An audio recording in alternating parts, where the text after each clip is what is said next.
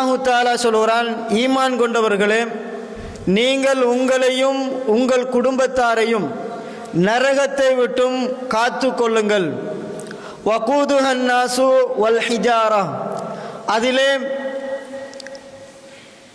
எரிபொருளாக பயன்படுத்தப்படுவது மனிதர்களையும் கற்களையும் எரிபொருளாக நான் பயன்படுத்துவேன் என்று அல்லாஹு தாலா எச்சரிக்கை வார்த்தையாக இங்கு பயன்படுத்துகிறான். இந்த வசனத்தை நானும் நீங்களும் ஆழமாக உள்ளத்திலே பதிய வைத்துக் கொள்ள வேண்டும். அல்லாஹு தாலா சொல்லுகின்ற கட்டளை என்னவென்றால், எங்கள் ஒவ்வொருவருக்கும் இறைவன் கொடுக்குகின்ற பொறுப்பு என்னவென்றால், என்னை நான் நரகத்தை விட்டும் காத்து கொள்ளுகின்ற அதே வேளை எம்முடைய குடும்பத்தாரையும் நரகத்தை விட்டும் காப்பாற்றி கொள்ளுகின்ற பொறுப்பை அல்லாஹு தாலா எங்கள் ஒவ்வொருவருக்கும் தந்திருக்கிறான். அதனால் தான் அல்லாஹு தாலா சொல்கிறான், கூ அம்புசக்கும் வஹ்லீக்கும் நாராம், உங்களையும் உங்கள் குடும்பத்தாரையும் நரகத்தை விட்டும் நீங்கள் காத்து கொள்ளுங்கள், காப்பாற்றி கொள்ளுங்கள் என்று அல்லாஹ் சொல்லிவிட்டு அதன் எச்சரிக்கையை இறைவன் சொல்லுகிறான். வெறுமனே காத்து கொள்ளுங்கள், நரகத்தை விட்டும் நீங்கள் உங்களையும் உங்கள் குடும்பத்தையும் பாதுகாத்து கொள்ளுங்கள் என்று இறைவன் சொல்லாமல் அந்த நரகத்தின் அகோரமான நிலையையும் இறைவன் வர்ணிக்கிறான். எப்படி வர்ணிக்கிறான் என்றால், அதிலே எரிபொருளாக பயன்படுத்தப்படுவது நாங்கள் காடுகளில் வெட்டுகின்ற விறகு கட்டைகளை கொண்டல்ல, இன்றைக்கு நாம் பயன்படுத்துகின்ற மண்ணெண்ணெய் அல்ல, நாம் பயன்படுத்துகின்ற பெட்ரோல்கள் அல்ல. எது அங்கு எரிபொருளாக பயன்படுத்தப்படும் என்றால், மனிதர்களையும் கற்களையும் கொண்டுதான் அந்த நரகம் மூட்டப்பட இருக்கிறது என்று அல்லாஹு தாலா எனக்கும் உங்களுக்கும் எச்சரிக்கை விடுக்கிறான். நரகத்தின் எரிபொருளாக, நரகத்தின் விறகு கட்டைகளாக நீயோ உன் குடும்பமோ வந்துவிடக் கூடாது. நீ வராது விட்டாலும் உன் குடும்பத்தை வர அனுமதித்து விடவும் நீ கூடாது என்பதை அல்லாஹு தாலா எச்சரிக்கையாக சொல்லுகிறான். எங்கள் ஒவ்வொருவருக்கும் இந்த வசனம் ஆழமாக பதியப்பட வேண்டும். நாம் தொழுகிறோம், நாம் கடமையான வணக்கங்களில் சரியாக இருக்கிறோம், நாம் கொள்கையை விளங்கி இருக்கிறோம். அதே நேரம் என்னுடைய நானா, அதே நேரம் என்னுடைய தம்பி, அதே நேரம் என்னுடைய பிள்ளைகள், என் மனைவி, என் பெற்றோர்கள், இவர்களெல்லாம் நாளை மறுமையில் அடுத்த அணியில இருப்பார்களே. ஆனால் என்னையும் உங்களையும் போன்ற துர்ப்பாக்கியசாலிகள் வேறு யாரும் இருக்க முடியாது. அதனால் அல்லாஹு தாலா எங்கள் ஒவ்வொருவருக்கும் சொல்லுகிறான், ஈமான் கொண்டவர்களே என்று அல்லாஹ் அழைக்கிறான். மூமின்களே என்று அல்லாஹ் அழைத்துத்தான் இந்த அறிவுரையை சொல்லுகிறான். மூமின்களே, நீங்கள் உங்களையும் காத்து கொள்ளுங்கள், உங்கள் குடும்பத்தாரையும் பொறுப்பேற்று காத்து கொள்ளுங்கள்.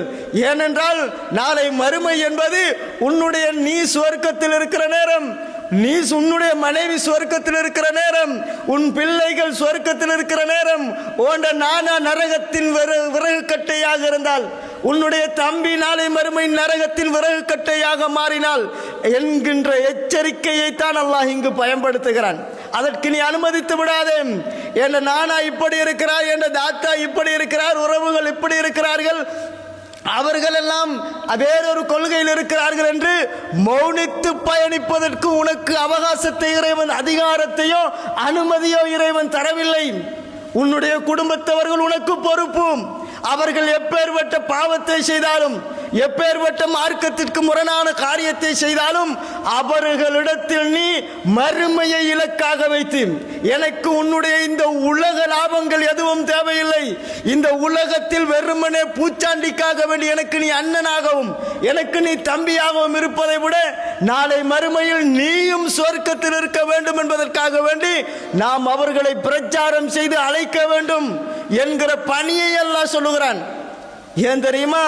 அவர்கள் விறகு கட்டைகளாக வந்துவிட்டால், அல்லது நாம் அல்லாஹ் பாதுகாக்க வேண்டும், அப்படி ஒரு நிலையை இறைவன் ஏற்படுத்தி விட்டால் அதற்காக வேண்டித்தான் ஈமான் கொண்டவர்களே என்று அழைக்கிறான்.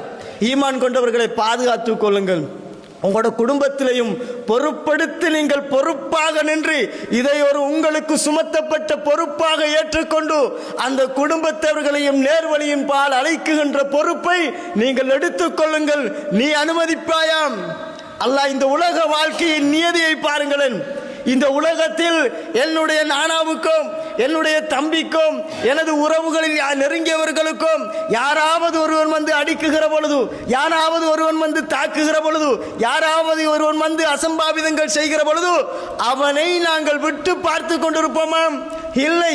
இந்த உலகத்திலேயே நாம் பார்க்காமல் இருக்கிறோம் என்றால் மறுமையில் பயங்கரமான அகோரமான நிலை அது பயங்கரமான நிலை.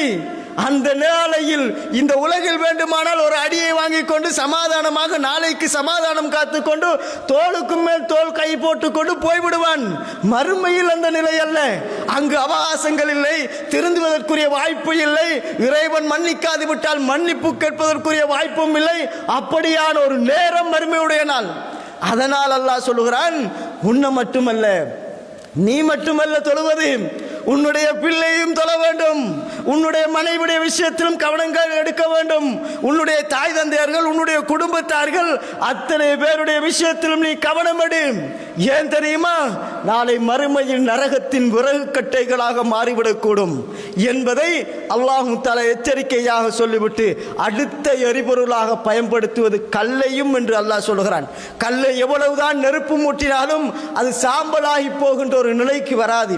அந்த நரகத்தின் அகோரம் இன்னும் இன்னும் அகோரமான நிலைக்கு, வெப்பநிலைக்கு மாறக்கூடிய ஒன்றுதான் கற்களையும் போட்டு நெருப்பு மூட்டினான். அதையும் அல்லாஹ் எங்களுக்கு உணர்த்துவதற்காக வேண்டி சொல்றான். இந்த உபதேசம் ஏன் மூமினுக்கு ஏன் இறைவன் உபதேசம் செய்ய வேண்டும்? இப்படி ஒரு உபதேசம். அவன் ஏற்கனவே அல்லாஹ்வை நம்பியவன் அல்லவா? அவன் ஏற்கனவே நாளை மறுமையில் இப்படி ஒரு விசாரணை இருக்கிறது என்பதை தெரிந்தவன் அல்லவா? அன்புள்ள சகோதரர்களே, அல்லாஹ் எங்களுக்கு பொறுப்பை தருகிறான். எங்களில் ஒவ்வொருவர் யாரும் நழுவி சென்று விட முடியாது. இந்த பொறுப்பில் இருந்து எம் குடும்பத்தாருக்கு மார்க்கத்தை எத்தி வைப்பதில், மார்க்க கடமைகளின் பால் அழைப்பதில், மார்க்க விடயங்களில் பங்கேற்க வைப்பதில், இந்த விடயங்களில் யாராலும் நழுவி சென்று விட முடியாது.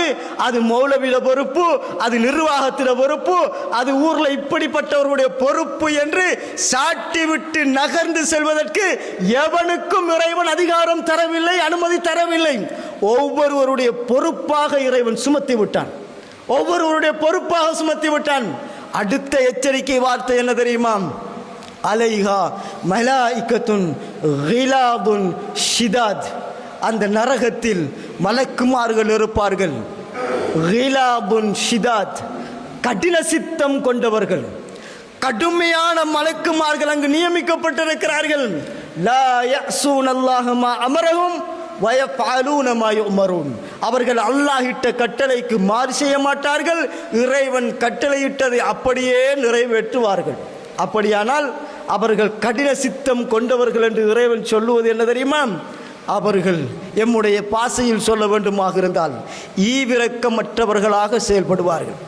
அல்லாஹ் சொல்லிவிட்டால் அதுக்கங்கால நீ எவ்வளவு துடித்து போனாலும் சரி, நீ எவ்வளவு கஷ்டத்தை அனுபவித்தாலும் சரி, எவ்வளவு வேதனையின் உச்சகட்டத்தை நீ அனுபவித்தாலும் சரி, அந்த மலக்குமார்கள் கருணை காட்ட மாட்டார்கள்.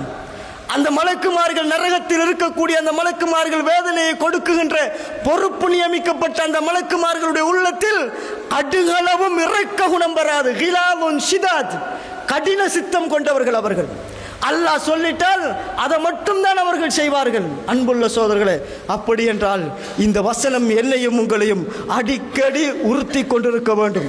அடிக்கடி இந்த வசனம் நாளை மறுமையில் அல்லாஹ் இப்படி ஒரு நிலையை வைத்திருக்கிறானே, நரகம் என்பது பயங்கரமான ஒன்றாச்சே, அதில் கொஞ்சம் கூட சலுகை வழங்கப்படாதே, அந்த மலக்குமார்களும் கடினமானவர்களாக இருக்க போவார்களே, அந்த நாளில் நானும் தப்பித்துக் கொள்ள வேண்டும், என் குடும்பத்தாரையும் நான் தப்பித்துக் கொள்ள முயற்சி எடுக்க வேண்டும் என்பதை அல்லாஹு தஆலா இந்த உலகிலே சொல்லிவிட்டான். அன்புள்ள சகோதரர்களே,